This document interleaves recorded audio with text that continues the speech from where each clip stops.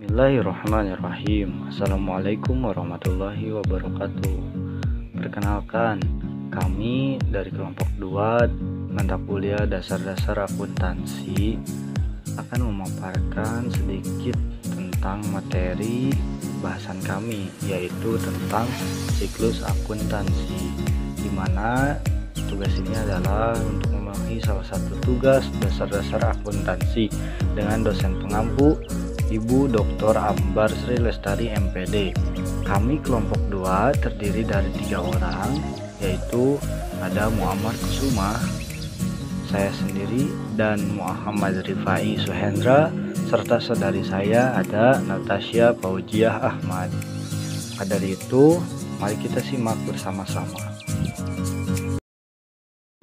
Kita awali.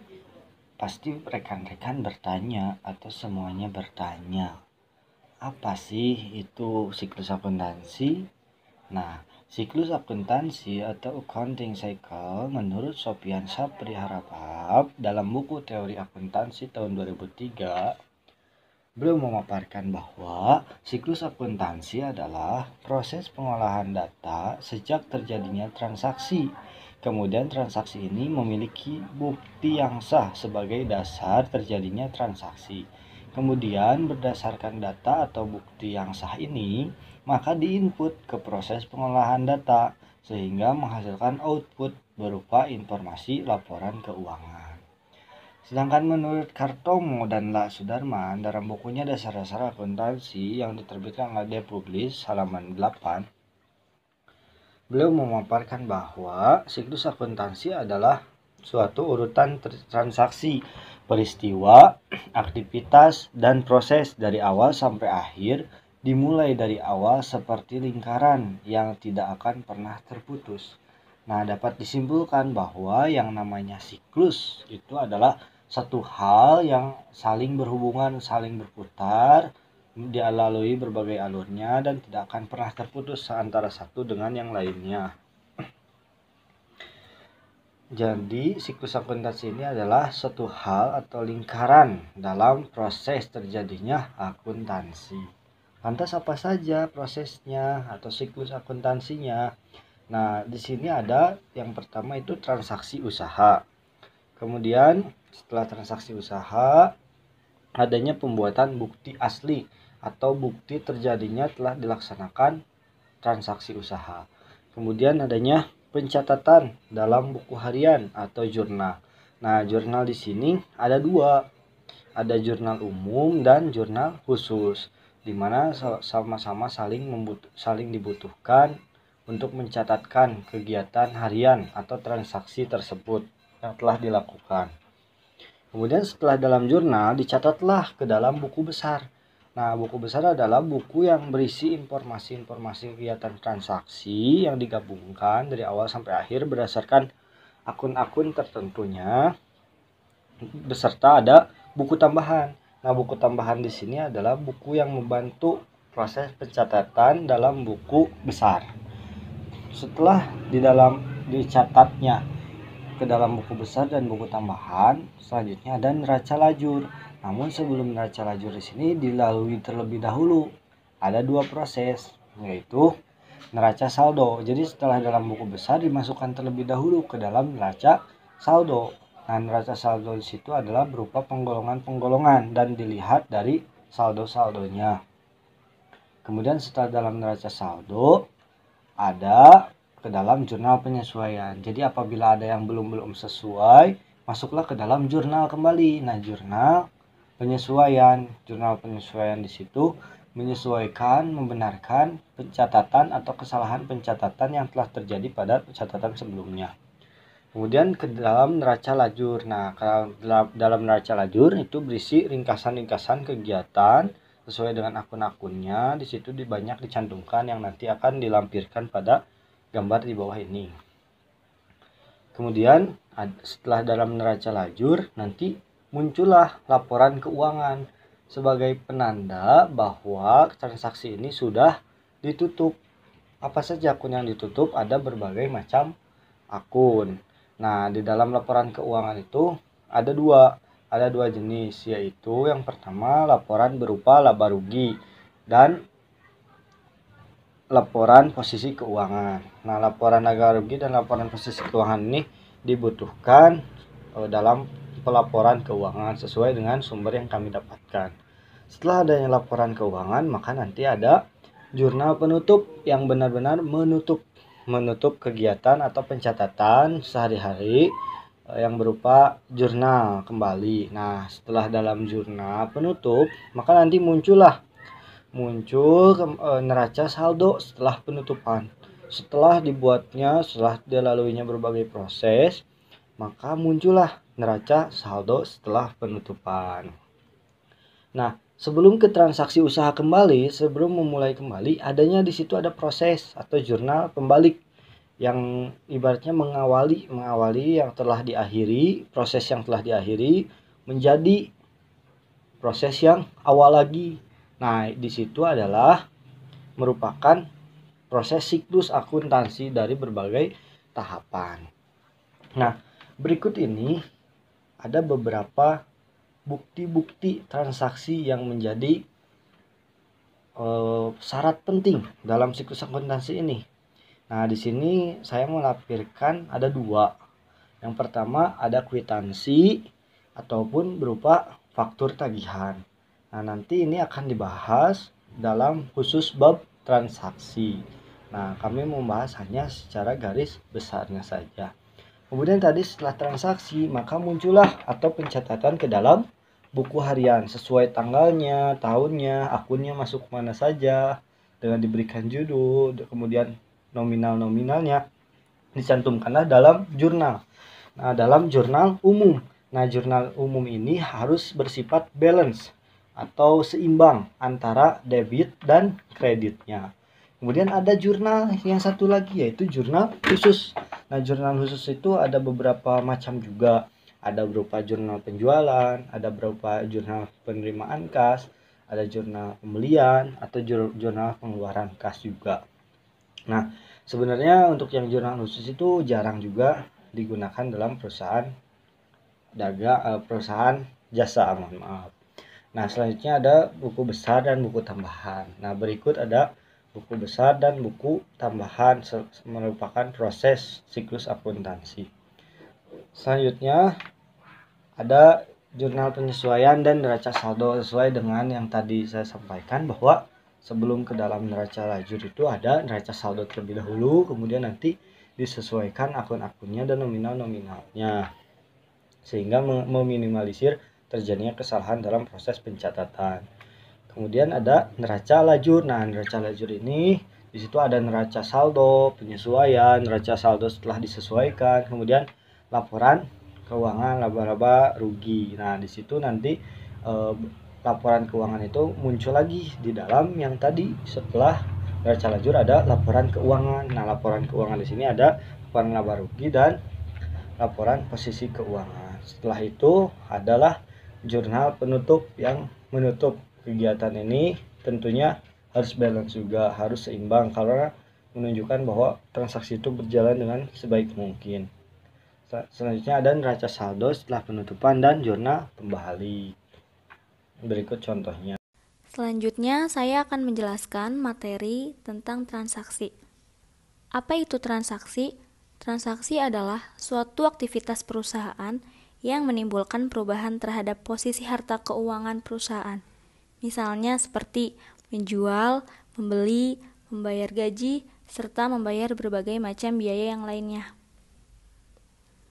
Pada umumnya, transaksi yang terjadi pada kehidupan sehari-hari dalam suatu perusahaan terbagi menjadi dua jenis, diantaranya yaitu transaksi internal dan transaksi eksternal. Apa itu transaksi internal? Transaksi internal adalah suatu transaksi yang terjadi yang melibatkan hanya bagian-bagian yang terdapat di dalam perusahaan saja. Jadi, tidak melibatkan pihak dari luar perusahaan. Contohnya seperti penghapusan piutang usaha, pengalokasian beban, dan lain-lain. Dan yang kedua, transaksi eksternal. Apa itu transaksi eksternal? Transaksi eksternal adalah suatu transaksi yang melibatkan pihak dari luar perusahaan. Contohnya seperti transaksi penjualan, pembelian, dan pembayaran hutang piutang. Saat seseorang atau perusahaan akan mengeluarkan atau menerima sejumlah uang dalam rangka pelunasan hutang, maka sebaiknya ada bukti transaksi yang menyatakan bahwa benar telah terjadi pelunasan hutang serta tertera nominal jumlah uangnya. Apa itu bukti transaksi? Bukti transaksi itu adalah alat yang sangat penting diperlukan saat kita melakukan transaksi keuangan.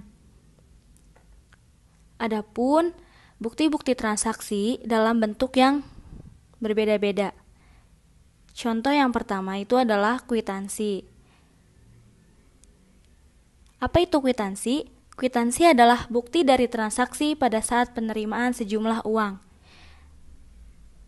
Dan ini adalah contoh bukti transaksi dalam bentuk kwitansi. Yang kedua adalah faktur. Apa itu faktur? Faktur adalah sebagai bahan pertimbangan pembeli dalam meneliti kembali akan barang-barang yang telah dibelinya. Dan ini adalah contoh bukti transaksi dalam bentuk faktur. Yang ketiga yaitu nota kontan. Apa itu nota kontan? Nota kontan adalah bukti pembayaran atau dokumen pembayaran yang dikeluarkan oleh penjual kepada pembeli sebagai bukti transaksi atas penjualan barang secara tunai. Dan berikut ini adalah contoh bukti transaksi dalam bentuk nota kontan. Contoh selanjutnya yaitu nota debit. Apa itu nota debit? Nota debit adalah bukti pembayaran atau dokumen pembayaran yang dikeluarkan oleh penjual kepada pembeli sebagai bukti transaksi atas penjualan barang secara tunai. Dan ini adalah contoh bukti transaksi dalam bentuk nota debit. Selanjutnya yaitu cek. Apa itu cek? Cek adalah perintah pembayaran yang dibuat oleh pihak yang mempunyai rekening di suatu bank, dengan tujuan agar bank tersebut membayarkan sejumlah uang yang tertulis kepada orang yang membawa surat atau yang namanya tertulis di surat cek tersebut. Dan ini adalah bentuk transaksi dalam bentuk cek. Biliet giro. Apa itu biliet giro? Biliet giro adalah surat perintah untuk memindah bukukan sejumlah uang dari rekening nasabah suatu bank ke rekening penerima yang namanya disebutkan dalam biliet giro pada bank yang sama atau pada bank lain. Dan berikut ini adalah contoh bukti transaksi dalam bentuk biliet giro. Dan yang terakhir ada rekening koran. Apa itu rekening koran?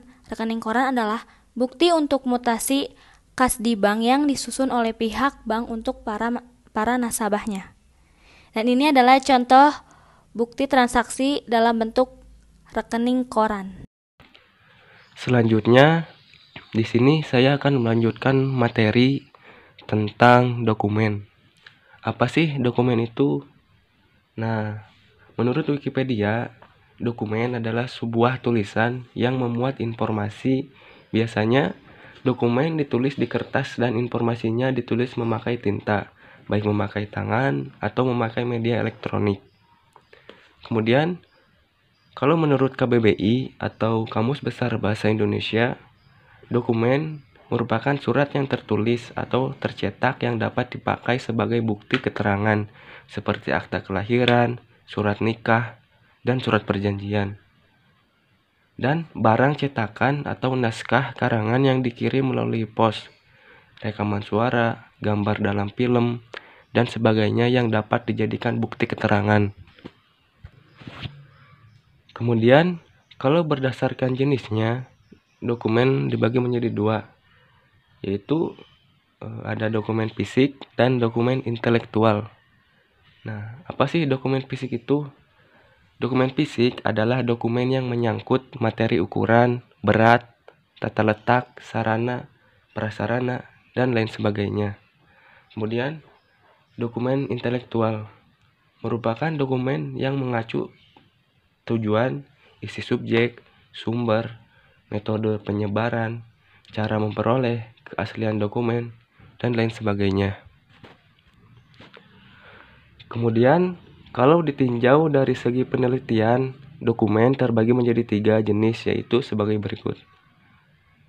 Ada dokumen primer, dokumen sekunder, dan dokumen tersier. Nah, apa sih dokumen primer? Nah, adalah dokumen yang berisi informasi penelitian langsung dari sumbernya. Contohnya seperti paten penelitian, laporan, disertasi, kertas kerja, dan lain sebagainya. Kemudian yang kedua, dokumen sekunder merupakan dokumen yang berisi informasi mengenai literatur primer. Contohnya seperti bibliografi. Nah, yang ketiga, dokumen tersier merupakan dokumen yang berisi informasi mengenai literatur sekunder. Sebagai contohnya adalah buku teks, buku panduan literatur, dan bibliografi dari bibliografi. Kemudian, kalau jenis dokumen berdasarkan kegiatan dibagi menjadi 3. Ada dokumen pribadi, dokumen niaga, dan dokumen pemerintah. Dokumen pribadi yaitu dokumen yang berhubungan dengan kepentingan individu. Contohnya seperti SIM, akta lahir, KTP, dan ijazah. Kemudian, dokumen niaga ialah sebuah dokumen yang berhubungan dengan perniagaan atau transaksi jual beli. Contohnya seperti cek, nota, dan kwitansi. Kemudian, dokumen pemerintah yakni suatu dokumen yang terkait informasi ketatanegaraan suatu pemerintah. Contohnya seperti undang-undang dan peraturan pemerintah. Kemudian, kalau jenis dokumen berdasarkan bentuk fisik dibagi menjadi 3. Ada dokumen literer, dokumen korporil, dan dokumen privat. Nah, dokumen literer ialah salah satu dokumen yang ada karena dicetak, ditulis, digambar, atau direkam. Umumnya dokumen ini ada di perpustakaan.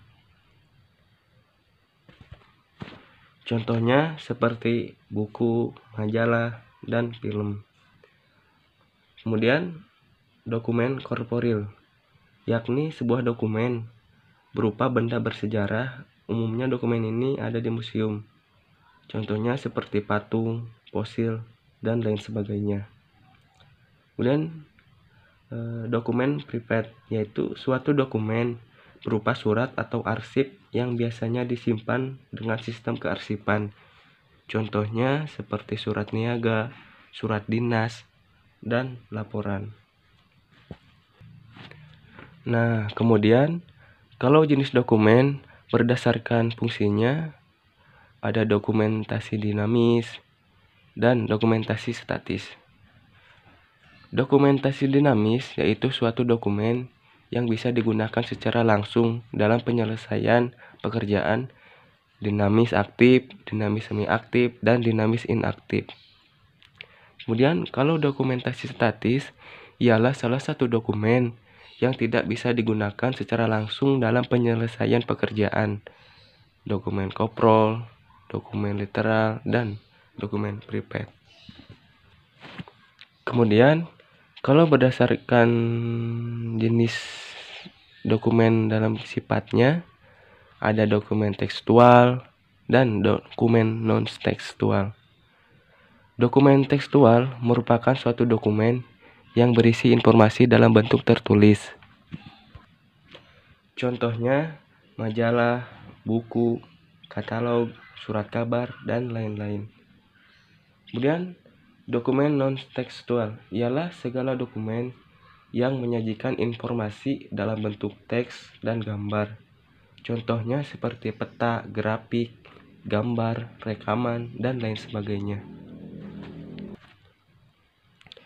Nah, kemudian ada manfaat dokumen. Apa sih manfaat dalam dokumen itu? Yang pertama, sebagai aspek administrasi, mempunyai manfaat untuk mencatat dikarenakan berkas yang didokumentasikan memiliki nilai identitas, tanggal masuk, dan keluar serta data akses. Kemudian yang kedua, aspek pendidikan, bermanfaat untuk mendukung kegiatan pembelajaran. Isi dari informasi berkaitan dengan data tentang kronologis, perkembangan pelayanan kebidanan yang sudah diberikan kepada pasien. Kemudian yang ketiga, sebagai aspek hukum, memiliki manfaat sebagai alat bukti yang sah, isi dari berkas yang berhubungan dengan jaminan kepastian hukum atas dasar keadilan yang berlangsung. Kemudian yang keempat, sebagai aspek penelitian, untuk kebutuhan penelitian, data atau informasi yang terlampir di dalam sebuah berkas bisa digunakan untuk kepentingan penelitian dalam mengembangkan ilmu pengetahuan di bidang kesehatan. Kemudian yang kelima, sebagai aspek ekonomi, untuk mendokumentasikan besarnya dana yang harus dikeluarkan sehingga mengurangi terjadinya pemborosan. Kemudian yang terakhir, yang keenam, sebagai aspek manajemen. Nah, informasi yang lengkap dan disimpan dengan benar menunjukkan adanya manajemen yang benar. Ini dimanfaatkan dalam melaporkan dan menyusun program pelaksanaan keputusan pimpinan. Nah, mungkin itu pemaparan materi tentang dokumen. Mudah-mudahan bisa bermanfaat untuk kita semua.